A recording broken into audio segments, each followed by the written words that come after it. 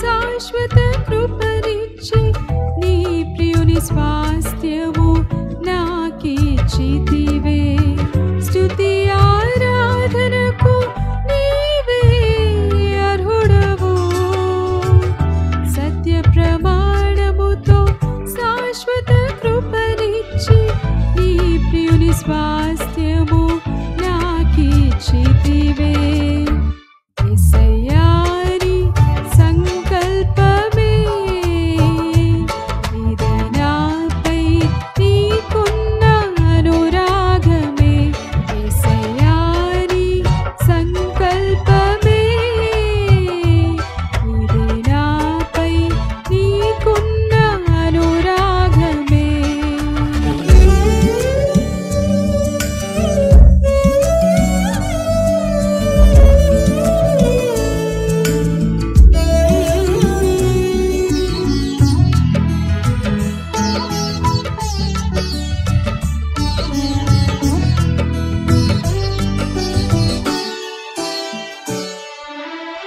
సిలువ సునాదమును నా శ్రమ దినమున మధుర గీతికగా మదిలో వినిపించి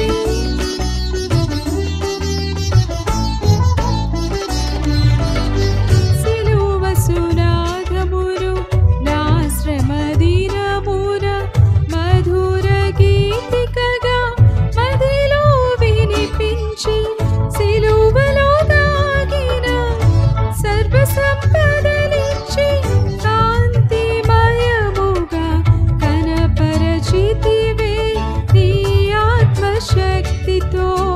సిలువలో దాగిన సర్వ సంపదలిచ్చి కాంతిమయముగా కనపరచితివే నీ ఆత్మశక్తితో. యేసయ్యా నీ సంకల్పమే ఇది నాపై నీకున్న అనురాగమే. యేసయ్యా నీ సంకల్పమే ఇది నాపై నీకున్న అనురాగమే.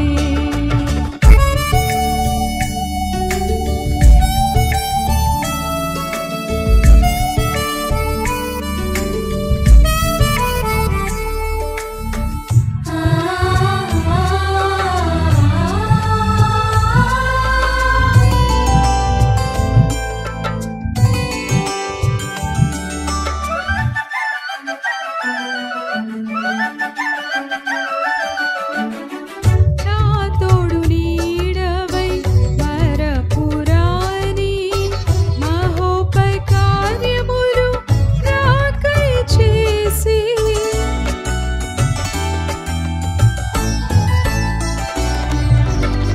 నా తోడు నీడవై మరపురాని మహోపకార్యములు నాకై చేసి చీకటి దాచిన వేకువగా మార్చి బలమైన జనముగా నిర్ధారించితివి నీ కీర్తి కొరకే. చీకటి దాచిన వేకువగా మార్చి బలమైన జనముగా నిర్ధారించితివి నీ కీర్తి కొరకై. యేసయ్యా నీ సంకల్పమే ఇది నాపై నీకున్న అనురాగమే. యేసయ్యా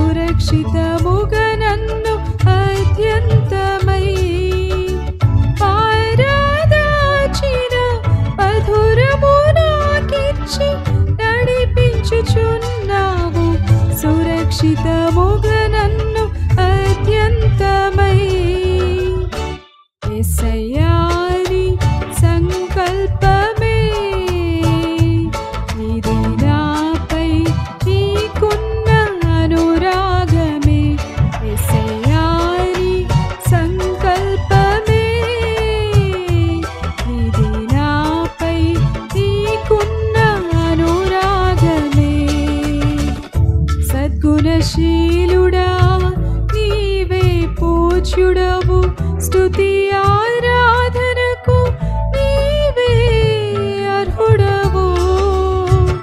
సత్య ప్రమాణముతో శాశ్వత కృపనిచ్చి నీ ప్రియుని స్వాస్థ్యము నాకిచ్చితివే. స్తుతి ఆరాధనకు నీవే అర్హుడవు. సత్య ప్రమాణముతో శాశ్వత కృపనిచ్చి నీ ప్రియుని స్వాస్థ్యము నాకిచ్చితివే. యేసయ్యా నీ సంకల్పమే, ఇది నాపై నీకున్న అనురాగమే. యేసయ్యా నీ సంకల్పమే, ఇది నాపై నీకున్న అనురాగమే. లూకా సువార్త 2వ అధ్యాయం 9వ వచనాన్ని చదువుకుందాం. ప్రభువు యొక్క దూత వారి యొద్దకు వచ్చి నిలిచెను.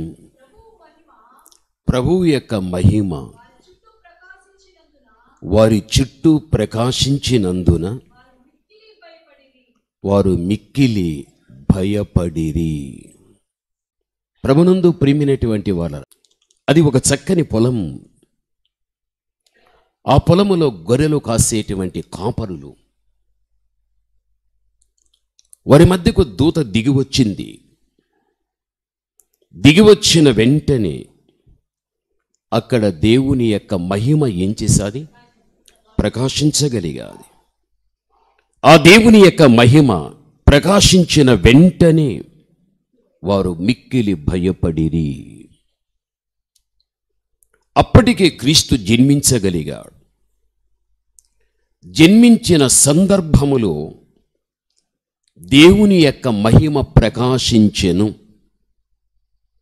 మీకందరికీ అర్థం కావాలి అంటే ఇది క్రిస్మస్ యొక్క మహిమ అని మనం చెప్పవచ్చు. ఆయన జన్మించిన సందర్భములో దూత దివిని విడిచి భూమికి వచ్చి గొర్రెలు కాస్తున్నటువంటి కాపరుల దగ్గరికి ఒక చక్కని వార్త ఇచ్చే సందర్భం అది. అక్కడ దేవుని మహిమ ప్రకాశించెను.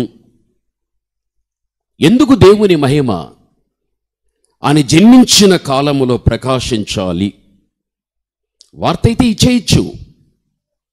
దావీదు పట్టణమందు నేడు మీ కొరకు రక్షకుడు పుట్టాడు, అంతటితో ముగించేయచ్చు. ఆయన జన్మించిన సందర్భములో ఆయన జన్మ వార్తను తీసుకుని గొర్రెల కాపరులకు అందించేటప్పుడు అక్కడ ఎందుకు దేవుని యొక్క మహిమ ప్రకాశించాలి? ఇది క్రైస్తవ సమాజము గ్రహించాలి. అసలుకి ఎవరా కాపరులు? ఎందుకు అక్కడ దేవుని మహిమ ప్రకాశించాలి అన్నది మనం ఆలోచించగలిగితే, పొలములో గొర్రెలు కాసే కాపరులు ఎవరో కాదు. బైబిల్ గ్రంథంలో చూడగలిగితే మొట్టమొదట గొర్రెల కాపరి ఎవరు అంటే నీతిమంతుడైన హేబేలు గొర్రెల కాపరి.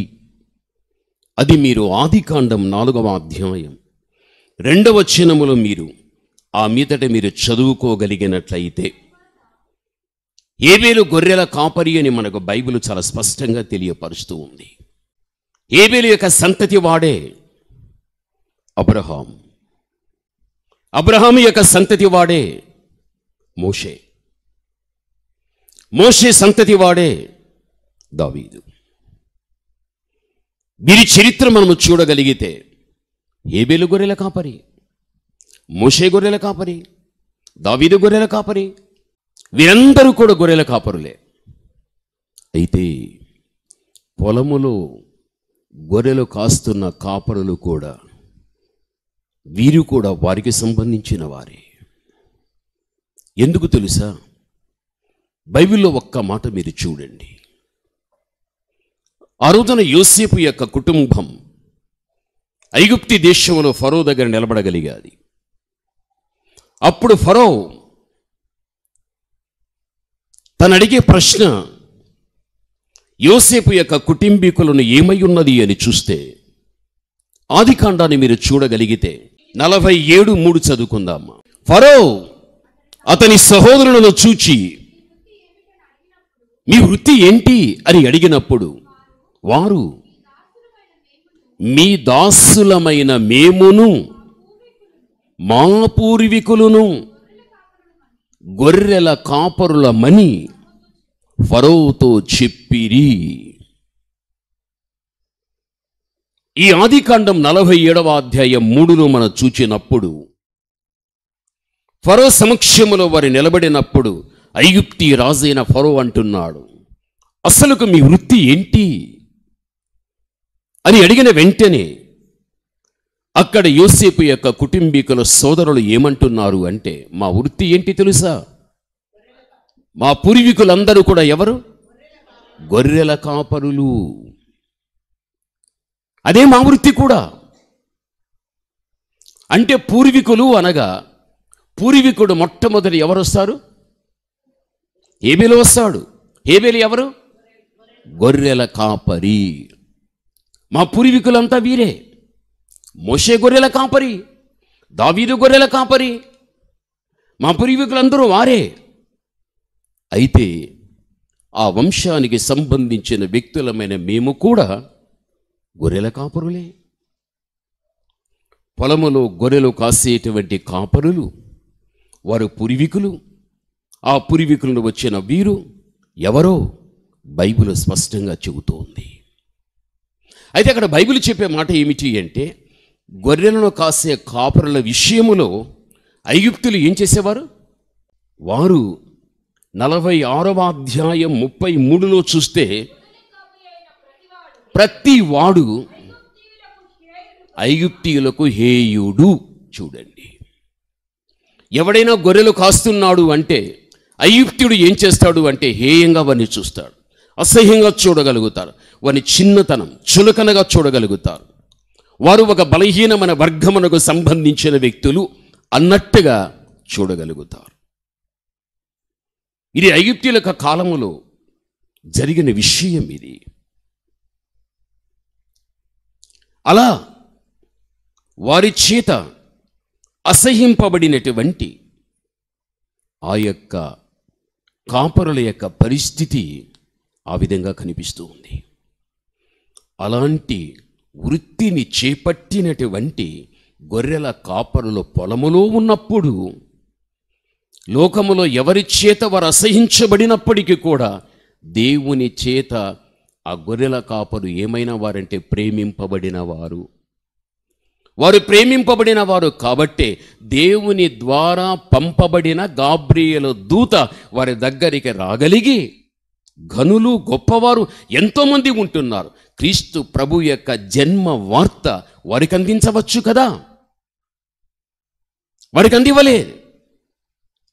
మనుష్యుల చేత అసహించబడినటువంటి గొర్రెల యొక్క వృత్తి, గొర్రెలను కాసేటువంటి వృత్తి కలిగిన వారి దగ్గరికి దేవుడు పంపించాడు. దావీదు పట్టణమందు నేడు మీకు ఎవరు పుట్టారు? రక్షకుడు మీకు పుట్టాడు. అయితే వార్త ఇచ్చేటప్పుడైనా లేక క్రీస్తు ప్రభుల వారు అంతకు ముందే పుట్టిన విషయమైనా తెలియపరిచే సందర్భములో ఆ గొర్రెల కాపరుల దగ్గర దేవుని మహిమ ఏం చేశాది? ప్రకాశించింది. ఇది మీరు జ్ఞాపకం పెట్టుకోవాలి. దేవుని మహిమ ప్రకాశించింది. అసలుకి ఏంటి ఈ దేవుని మహిమ అనేది మనం ఆలోచించగలిగితే, బైబిల్లో మీరు చూడగలిగితే దేవుడు ఏం చేశాడు అంటే, మోషే ద్వారా ఒక చక్కని ప్రత్యక్షపు యొక్క గుడారాన్ని దేవుడు నిర్మించమని చెప్పగలిగాడు.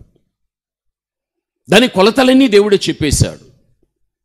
దేవుడు చెప్పిన మాట మేరకు మోషే ప్రత్యక్షపు యొక్క గుడారపు యొక్క పనిని పూర్తి చేసినట్లుగా నిర్గమకాండ 40వ అధ్యాయం 34-35లో కనిపిస్తుంది.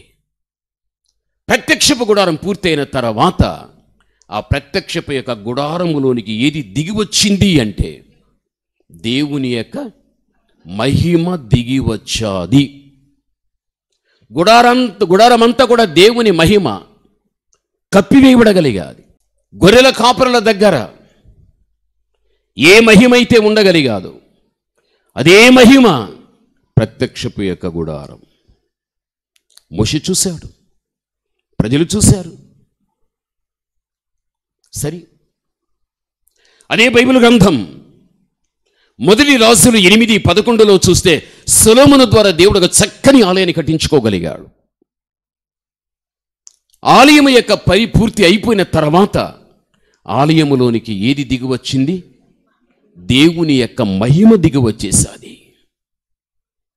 ఆలయమంతా దేవుని మహిమతో నింపబడిపోయాది. సొలొమోను చూశాడు, ఆ మహిమను వారు అనుభవించారు.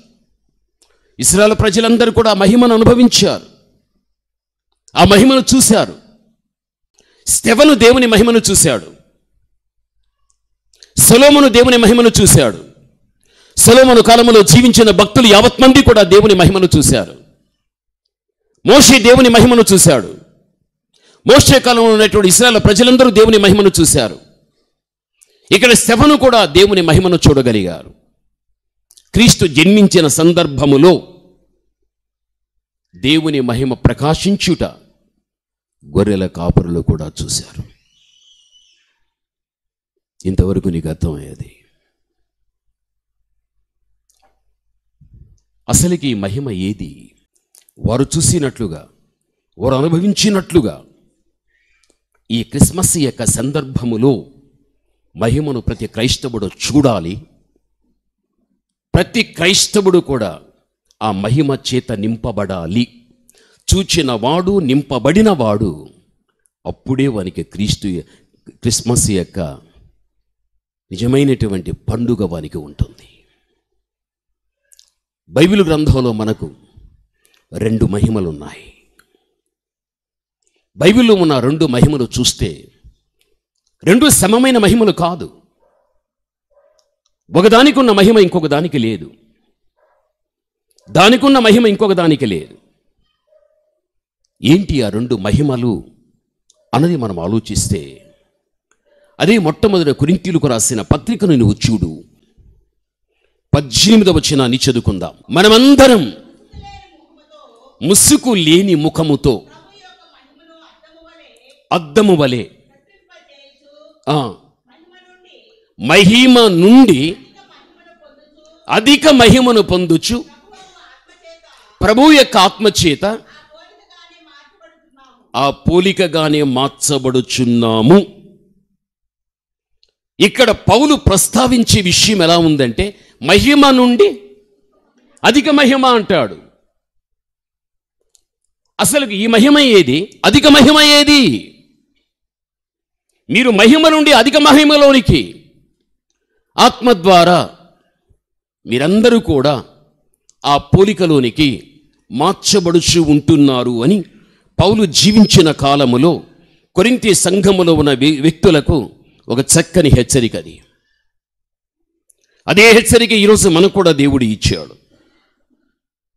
మహిమ నుండి అధిక మహిమ అంటే మొదట చెప్పబడేటడు మహిమ కంటే రెండవసారి చెప్పబడే మహిమ ఎలాంటి మహిమ?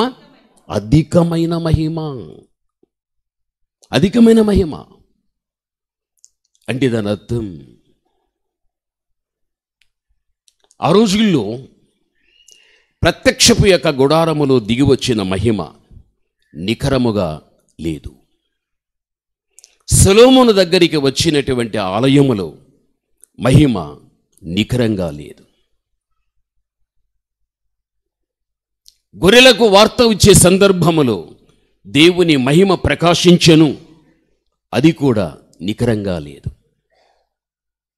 ఆ మహిమ వచ్చింది, ఆ తర్వాత పోయింది.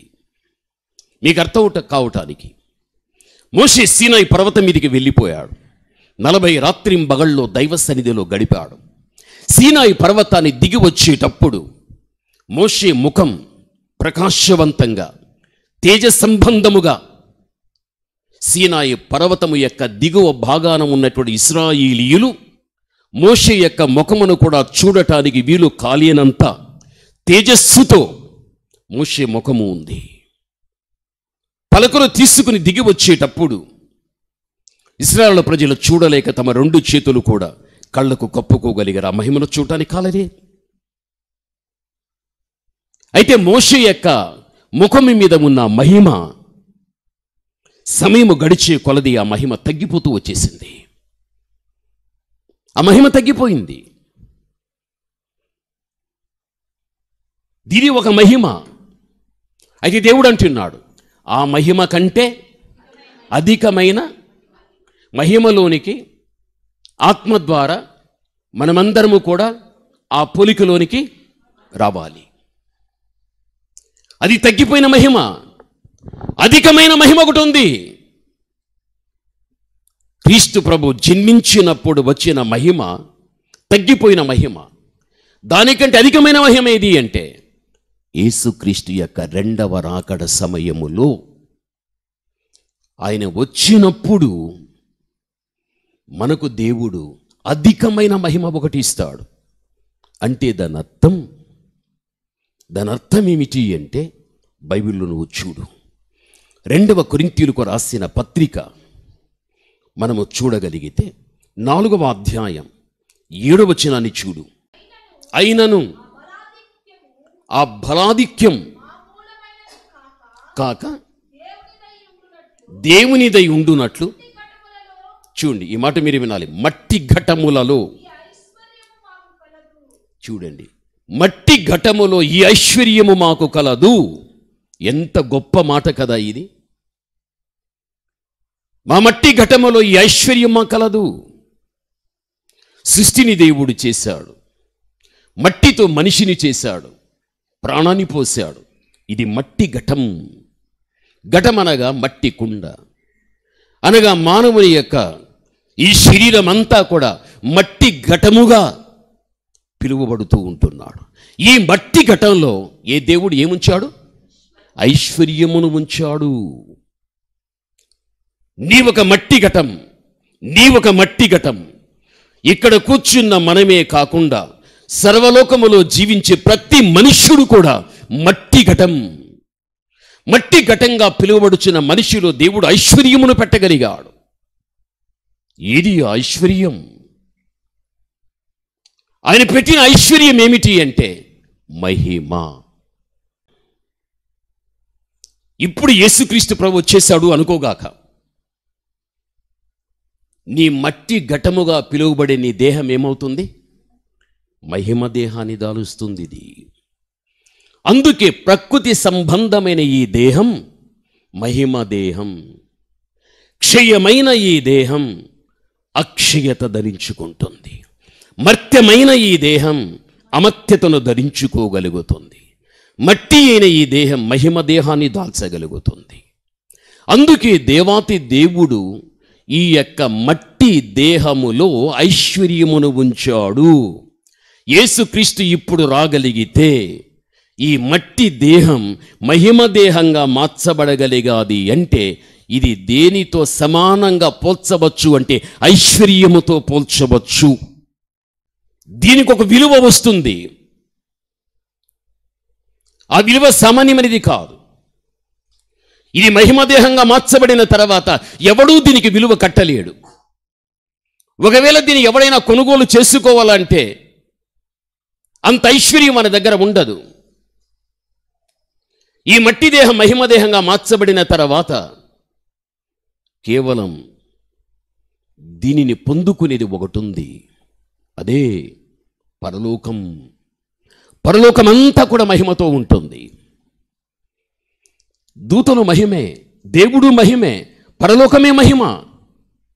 ఎప్పుడైతే ఈ మట్టి ఘటములో ఏ దేవుడైతే ఐశ్వర్యమును పెట్టగలిగాడు, ఐశ్వర్యం అనేటువంటి మహిమను దేవుడు పెట్టగలిగాడు, క్రీస్తు యొక్క రాకడ గడియలో నువ్వు బ్రతికితే, క్రీస్తు రాకడ గడియకు ముందుగా నువ్వు చనిపోయి సమాధి చేయబడగలిగితే, ఆ తర్వాత క్రీస్తు రాగలిగితే ఈ మట్టి దేహములో దేవుడు పెట్టినటువంటి ఐశ్వర్యమునకు సమరీతిగా పోల్చబడినటువంటి ఆ మహిమను దాచుకున్న తర్వాత ఆ మహిమ లోకానికి వెళ్ళిపోతుంది ఈ మహిమ దేహం. అప్పుడే నీకు నిజమైన క్రిస్మస్, అప్పుడే నీకు పండుగ. పౌలేమన్నాడు రోమపత్రికలో మీరు చూడండి, ప్రతి క్రైస్తవుడు క్రిస్మస్ సందర్భములో దేవునికి ప్రార్థించవలసిన ఒక అంశం ఏంటి తెలుసా? ప్రతి క్రైస్తవుడు, రోమా పత్రిక మనం చదువుకోగలిగినట్లయితే బైబిల్ మనకు చాలా స్పష్టంగా మనకు తెలియపరుస్తూ ఉంటున్నది. 8వ అధ్యాయం 23వ వచనాన్ని చదువుకుందాం. చూడండి, అనగా మన దేహము యొక్క విమోచన కొరకు కనిపెట్టుచు మనలో మనము మూలుగుచూ ఉంటున్నాము. పౌలు చెప్పే మాట ఇది. మన దేహానికి ఏం కలగాలి? విమోచన కలగాలి. మనము కలిగి ఉన్న ఈ దేహానికి విమోచన కలగాలి. అది కలగాలి అంటే మనలో మనమే ఏం చేయాలి? మూలుగుచూ ఉండాలి, ప్రార్థన చేయాలి, దేవుని దగ్గర మొరపెట్టాలి. ప్రతి క్రైస్తవునికి కూడా దేహ విమోచన కావాలి. క్రైస్తవ సమాజం అనుకోవచ్చు ఏమని తెలుసా? నేను పాపం చేశా, యేసుక్రీస్తు లోకానికి వచ్చాడు, ఆయన తన ప్రాణాన్ని పెట్టేశాడు, తన పవిత్రమైన రక్తాన్ని ప్రోక్షించగలిగాడు. క్రీస్తు ప్రోక్షించినటువంటి పవిత్రమైన రక్తము ద్వారా నా దేహానికి అంటుకున్నటువంటి, నా ఆత్మకు అంటుకున్నటువంటి మలినమంతా కూడా క్రీస్తు రక్తము ద్వారా కడుగుకొని నేను పరిశుద్ధతలోనికి వచ్చేసాను, కాబట్టి నాకు విమోచన దొరికింది అని ప్రతి క్రైస్తవుడు అనుకోగలుగుతాడు. కరెక్టే. అయితే దీనికి ఇంకొక విమోచనం ఉంది. అది ఏమిటి అంటే, ఈ మట్టి దేహము మహిమ దేహంగా మార్చబడినప్పుడే దీనికి ఏమొచ్చినట్లు? విమోచన వచ్చినట్లు. నువ్వు ఏంటి భార్యవైనా, ఏంటి భర్తవైనా, ఎంతమంది పిల్లలు ఉండినా, నువ్వు మోకాళ్ళు వేసి ప్రార్థన చేసేటప్పుడెల్లా కూడా, ప్రభా నేను బ్రతికిన కాలంలో నీ వచ్చినా, నేను చచ్చిపోయి సమాధి చేసి చేయబడి ఆ తర్వాత మీరు వచ్చినా, నా మట్టి దేహానికి తప్పనిసరిగా మహిమ దేహంగా మార్చబడాలి తండ్రి, అది నాకు విమోచన కావాలి తండ్రి నా దేహానికని ప్రతి వ్యక్తి మూలుగుతూ దేవుని సన్నిధిలో ప్రార్థించాలని పౌలు స్పష్టంగా తెలియపరుస్తున్నాడు. క్రైస్తవ సమాజంలో ప్రతి క్రైస్తవుడు బ్రతికినంత వరకు ఏదైతే తన జీవితానికి, తన కుటుంబానికి అవసరంగా ఉంటున్నదో బ్రతికినంత కాలం ప్రార్థనతో అడిగి అడిగి అడిగి అడిగి పొందుకుంటున్నాడు. ఎప్పుడైనా ఎన్నడైనా నీ వ్యక్తిగత జీవితంలో, నీ కుటుంబ వ్యవస్థలో ఒక బాధ్యత కలిగి, భారం కలిగి, దైవవాక్యం చేత హెచ్చరిక పొందుకున్న తర్వాత, దేవా నాకు నా కుటుంబానికి కూడా ఒక రోజున దేహ విమోచన కావాలి, ఈ మట్టి దేహము తండ్రి మహిమ దేహంగా మార్చబడాలి తండ్రి, దీనికి విమోచన కావాలని ఎప్పుడైనా ఎన్నడైనా ఏ క్రైస్తవుడైనా ప్రార్థించిన రోజులు ఉంటున్నాయా? ఒకసారి మనం ఆలోచిద్దాం.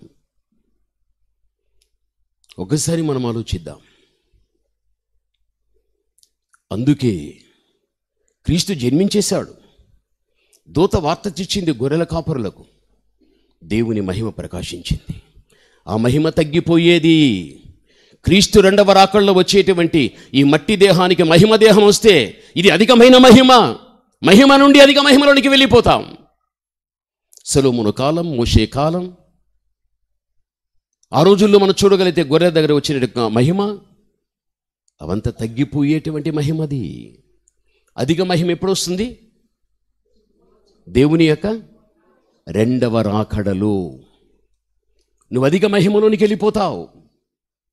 నువ్వు చచ్చి సమాధిలో ఉండినా, ఆయన వచ్చేంత వరకు బ్రతికుండినా ఆ మహిమ కాదు, ఆ మహిమ కంటే అధిక మహిమలోనికి వెళ్ళిపోతారు రెండవ రాకడలో. బైబిల్ చెబుతూ ఉంది కదా. ఆ మహిమలోనికి సర్వలోకములో చెదిరి ఉన్న మనుష్యులను వెళ్ళనివ్వకుండా సాతానుడు ఏం చేస్తున్నాడు తెలుసా? 2వ కొరింథీయులకు రాసిన పత్రిక 4వ అధ్యాయం, నీవు 4వ వచనాన్ని నువ్వు చదువుకుంటూ రా, చూద్దాం. క్రీస్తు మహిమను కనపరచు సువార్త ప్రకాశమానం వారికి ప్రకాశింపకుండునట్లు. ఈ మాట వినాలి. ఈ యుగ సంబంధమైన దేవత అని చెప్పబడేటువంటి సాతానుడు అవిశ్వాసులైన వారి యొక్క మనోనేత్రాలు గుడ్డితనాన్ని చేసేశాడు. అంధకారములో నుండి వెలుగు ప్రకాశించుగాక అని పలికిన దేవుడే తన మహిమను గూర్చిన. చూడండి, ఇలా చదువుకుంటూ వస్తే ఆ వచనాలన్నిటిలో కూడా దేవుని మహిమ. అంటే ఈ యుగ సంబంధమైన దేవత వాడే లోకాధికారి అయిన సాతానుడు. వీడు లోకములో ఉన్న ప్రతి వ్యక్తి యొక్క మనోనేత్రాలను ఏం చేశాడు? గుడ్డితనం చేసేసాడు. ఏ విషయంలో గుడ్డితనం? యేసుక్రీస్తు నిజమైన దేవుడు, ఆ విషయంలో గుడ్డోలైపోయారు. క్రీస్తు యొక్క రాకడలో ప్రతి మనిషి కూడా అత్యధికమైన మహిమలోనికి వస్తాడు. ఆ విషయములో సాతానుడు గుడ్డితనాన్ని కలిగించగలిగాడు. అందుకే ఈ రోజుల్లో క్రీస్తు నందు విశ్వాసము లేని అనేక మంది అవిశ్వాసులను సాతానుడే సిద్ధం చేసి లెక్కకు మించిపోయి ఈ రోజున క్రీస్తు ఎవరు, ఆయన దైవం, ఆయన ఎవరు, లోకరక్షకుడు, ఆయన ఎవరు, పాపము చేయకుండా పవిత్రంగా నడిపించే వ్యక్తి, ఆయన ఎవరు, నరకమును తప్పించి మోక్షానికి నడిపించే వ్యక్తి, ఇటువంటి శ్రేష్టమైన విలువైనటువంటి దైవత్వానికి సంబంధించిన గుణములను లోకములో చెదిరి ఉన్న వ్యక్తులకు తెలియనివ్వకుండా అపవాదైన సాతానుడు అనేక మంది వ్యక్తుల యొక్క కనులన్నిటినీ కూడా గుడ్డితనాన్ని కలిగించగలిగాడు. అందుకే ఈ రోజున బాహ్య సంబంధమైన దృష్టి ఉండిన ఆత్మీయమైన దృష్టిని కోల్పోయి ఆత్మీయతలో గుడ్డివారైనటువంటి వ్యక్తులు లోకమంతా నిండుకుని ఉంటున్నారు. అలాంటి వారి జాబితాలో నిన్ను నన్ను దేవుడు పెట్టలే. ఈరోజు దేవుడు ఎవరు, ఆయన మహిమేమిటి, ఆయన వచ్చిన ఉద్దేశం ఏమిటి, ప్రతిదీ కూడా నువ్వు తెలుసుకోవటానికి ఒక చక్కని దృష్టిని దేవుడి నీకు ఇచ్చాడు. అందుకే ఈ రోజున లోకమున క్రీస్తుని ఒప్పుకోరు గుడ్డివాళ్ళు, ఆలయాన్ని ఒప్పుకోరు గుడ్డివాళ్ళు, వాక్యాన్ని చెప్పనివ్వరు గుడ్డివాళ్ళు. యుగ సంబంధమైన దేవత దేవుని యొక్క మహిమను చూడనివ్వకుండా వారి మనోనేత్రములను గుడ్డిగా చేసేసాది. ఇది లోకములో జరిగే విషయం. ఈ తరములో నువ్వు గ్రహిస్తున్నావు, చూస్తున్నావు, వింటున్నావు, గ్రహిస్తుంటున్నావు. అయితే అలాంటి వ్యక్తుల యొక్క జాబితాలో నుండి దేవుడు నేను తీసేసి నేను ప్రత్యేకపరిచి నీకు ఒక చక్కని ఆత్మీయ దృష్టినిచ్చి నిజదేవుడు లోకరక్షకుడు క్రీస్తుని, ఆయన రాకడ గడియలో ఒక మహిమ అనేది నాకు ఉంది అని నా పూర్వీకులంతా కూడా తగ్గిపోయే మహిమను చూశారు. అయితే ప్రభు యొక్క రాకడలో నేను పొందబోయే మహిమ తగ్గిపోయేది కాదు, అది నిఖరముగా శాశ్వతంగా ఉండేటువంటి మహిమ. ఆ మహిమను దాల్చుకున్న ఈ దేహము, ఈ మట్టి ఘటం ఒక రోజున పరలోకపు యొక్క మహిమలోనికి తీసుకుని వెళ్ళగలుగుతుంది. అదే నిజమైన క్రిస్మస్. ఇదే నిజమైన క్రిస్మస్. గమనించాలందుకే ఆయన పుట్టిన వార్త చెప్పేటప్పుడు దేవుని మహిమ ప్రకాశం, అది తగ్గిపోయే మహిమ. అధికమైన మహిమ యేసు రాకడలో ఉంటుంది. అందులోనికి నేను నీవు వెళ్ళాలి, అది వెళ్ళాలి. అందులోకి వెళ్ళాలి అంటే ఈ దేహానికి విమోచన రావాలి అంటే నువ్వు మూలుగుతూ దైవ సన్నిధిలో ఏం చేయాలి?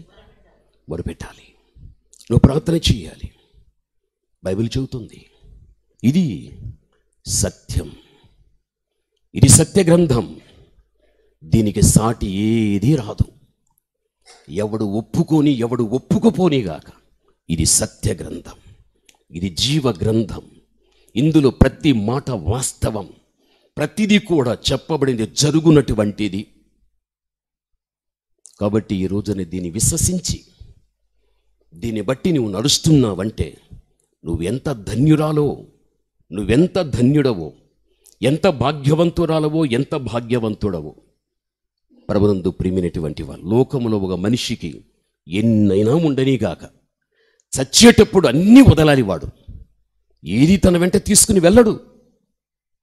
అయితే దేవుడు అంటున్నాడు, నీ మట్టి ఘటములో నేనేం పెట్టాను? ఐశ్వర్యం.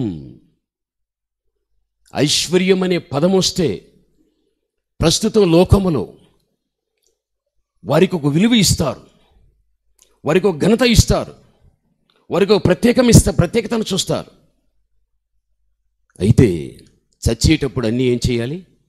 వదిలేసేయాలి. దానికి మించింది ప్రతి మనిషి యొక్క మట్టి ఘటములో ఒక ఐశ్వర్యం పెట్టాడు. దానిని బైబుల్ ఏమంటుందంటే మహిమైశ్వర్యం.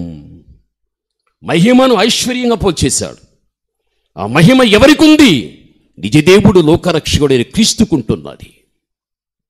ఆదాము హవ్వ తప్పు చేసేశారు, మహిమను పోగొట్టుకున్నారు. ఒక పాపం దేవుని యొక్క అత్యధికమైన మహిమలోనికి రానివ్వకుండా మనిషిని చేస్తుందన్న విషయం మర్చిపోకూడదు. దానికి మూలం ఆదాము హవ్వే. ఆజ్ఞను అతిక్రమించనంత వరకు వారు మహిమ దేహాలతో ఉండగలిగారు. ఆజ్ఞను అతిక్రమించారు, పాపములోనికి వచ్చింది, ఆ మహిమను వారు పోగొట్టుకోగలిగారు. అందుకే భూమి మీద ప్రతి క్రైస్తవుడు కూడా దేహముతో ఎక్కడ కానీ తప్పు పాపం అనేది చేయకుండా ఉంటే వాడు అధిక మహిమలోనికి వెళ్ళిపోతాడు. ఎక్కడైనా పాపం అనేది దేహం గుండా జరగగలిగితే తప్పనిసరిగా వాడు అత్యధికమైన మహిమలోనికి వెళ్ళకుండా వాడు మట్టి దేహముతో ఒక రోజున వాడు తీర్పుకు వెళ్ళి ఆ తీర్పులో నిత్య నరకాగ్నికి వెళ్ళే పరిస్థితులు రాగలుగుతాయి. అటువంటిది జరగకూడదు. కాబట్టి ఆయన పుట్టిన సందర్భములో దేవుని మహిమ ఏమైంది? ప్రకాశించింది. ఆ మహిమ తగ్గిపోయేది. అధిక మహిమ ఒకటి ఉంది. అది ఎప్పుడు? రెండవ రాకడలు. అధిక మహిమలోనికి నీవు వెళ్ళిన ఆ మహిమలోనికి నువ్వు వెళ్ళటానికి నీవు దైవ సన్నిధిలో కనిపెట్టి ప్రార్థించాలి. ఆ అధికమైన మహిమలోనికి వెళ్ళినప్పుడే ఈ లోకములో జరుపుకునేటువంటి ఆ రవంత సంతోషం, ఆ ఒక్కరోజు సంతోషం, ఆ కొన్ని గంటల సంతోషం మహిమలోకములోనికి నీవు మహిమతో వెళ్ళినప్పుడు అది యుగ యుగాలు కూడా సంతోషమే, ఆనందమే. అది నిత్యము ఉండే క్రిస్మస్, అది నిత్యము ఉండే ఆనందం అది. కాబట్టి దైవవాక్యాన్ని మీరు విన్నారు, ఊరికే ఉండకండి. ఇక్కడ చెప్పే ప్రతి వాక్యం మీరు ఎవరితో కలిసినా, ఎవరి మీతో కలిసినా సత్యం ఈ విధంగా చెబుతుందని వాక్యాన్ని ఎత్తి చూపించి వారిని ఆచారాల్లో నుండి ఆత్మీయతలోనికి తీసుకుని వచ్చి మీరు నడిపించిన వ్యక్తులైతే మీ ద్వారా ఒక ఆత్మ దేవునిలోనికి వచ్చినంత, మీ ద్వారా కొంతమంది ఆచారంగా బతికే వ్యక్తుల్ని ఆత్మీయతలోకి నడిపించినంత, మీ ద్వారా కొంతమంది నామకర్త క్రైస్తవులను నిజమైన క్రైస్తవులోనికి తెచ్చినంత, వాళ్ళు వింటే వినని, వినకపోతే పోని, చెప్పవలసిన బాధ్యత నీది. నువ్వు చెప్పేసాయి. కాబట్టి అది తగ్గిపోయే మహిమ, ఇది తగ్గిపోయే మహిమ కాదు. అందుకే మీరు మహిమ నుండి ఎక్కడికి వెళ్ళిపోవాలి? మహిమలోనికి వెళ్ళిపోవాలి. అందుకే ఆ కృప నాకు దయచేయి తండ్రి నువ్వు అడిగితే దేవుడిని ఇంటికి ఇస్తాడు.